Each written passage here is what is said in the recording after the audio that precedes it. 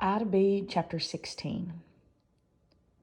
The yellow prison of propulsion dropped me off just where it had picked me up that morning. "See you tomorrow," the bus driver hollered as he closed the door behind me, and that was the worst thing he could have said. I was full up with foulness again. As I stood there at the end of the drive, though, I'd realized I'd been so busy thinking about school all day, I hadn't spent any time planning for what I'd do when I got home. All I knew was that I didn't want to talk to anybody because I didn't have one nice thing to say anywhere in me. I did have a whole lot of things to say that could get me into trouble, though, especially if Daddy heard about them. But there was no Daddy watching from the barn, and Mama wasn't at the stop or looking out the window. I was hoping she wouldn't be around when I got inside either, because I knew that if Mama was there, she'd want to talk. "How was your day, Ida B?" I'd say. Then she'd look at me with those tired eyes, and even my foulness would be stilled for a moment. I'd stand there with my mouth closed tight, my lips glued and stapled together to keep the angry words that were banging to get out, and have a go at Mama from escaping.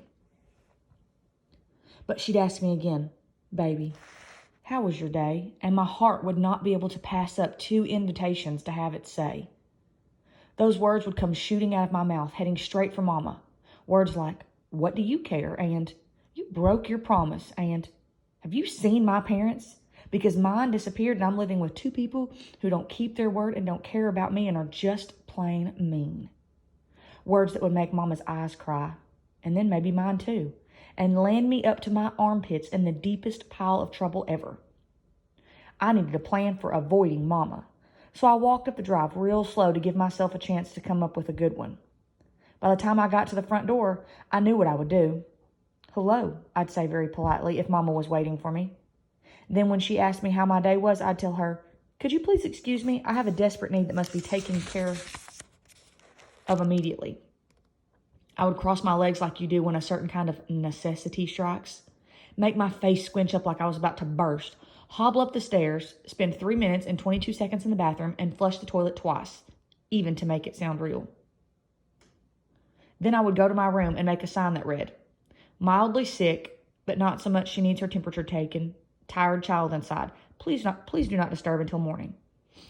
At the bottom, I draw a picture of Lulu sitting right in front of my door, baring her teeth and hissing, "Stay out, please."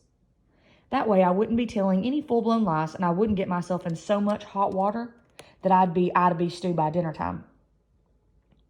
I opened the front door just a crack and peeked around the corner to see what was waiting for me. But there was no Mama in the big chair or anywhere about. So I crept the rest of the way in, closed the door so quietly behind me, and tiptoed over to the stairs. And just as I put my right foot on the bottom step, smelling freedom but not quite tasting it, who should come running out of the kitchen, jumping and barking and throwing spit every which way like he hadn't seen me in 20 years, but Rufus.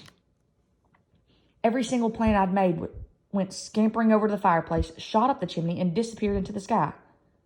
"Ida B?" I heard Mama calling from the kitchen. "Yes, ma'am," I said, back while I wiped my face with the back of my hand to remove some of Rufus's slimy mouth juice and give him a none too pleased glare. "Come on out to the kitchen, honey." I need to go upstairs and get started on my homework, is what my brain thought would give me the best chance for escape, so I tried it out. But another voice answered me back. It was the deputy of doom and disaster. "Ida B, come to the kitchen," Daddy commanded. And that was the end of hope. I put my head down and dragged my backpack behind me, getting ready for nothing good. As I walked into the kitchen, I could feel the two of them, one on either side of me. I decided I'd let them begin any conversing that had to occur. "Are you hungry, Ida B? Do you want something to eat?" Mama asked. "No, thank you," I said. "Honey," Mama tried again, "do you want to sit down and talk a bit?"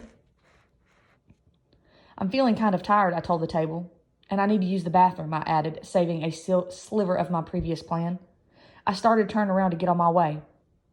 "Hold on, Ida B," I heard the master of mercilessness say. I froze, just able to see the hallway and my path to liberation out of the corner of my left eye.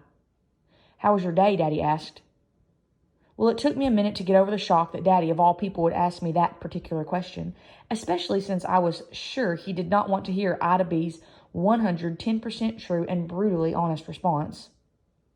And now I faced a dilemma. I had to find a way to answer the inquiry without compromising my heart's resolution, while avoiding the temper of a daddy who would not appreciate anything sounding close to rude. So this is what I came up with, which felt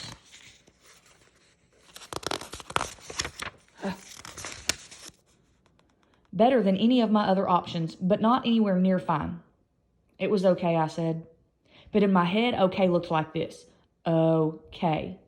Those letters stood for outrageous catastrophe, and I know it's the wrong spelling, but it was the best I could do at that particular moment.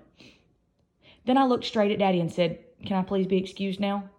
And the words I used might not have been angry, but it was in my voice and flashing out of my eyes. "Ida B," Daddy started, already loud and pulling himself up straight. He was leaning forward so he could be a little closer if he needed to get a hold of me. Mama stopped him, though. "Evan," she said, sad enough she didn't have to be loud, "let her go." Daddy kept staring at me, but he leaned back after a minute or two, and I walked up pretty fast to my room.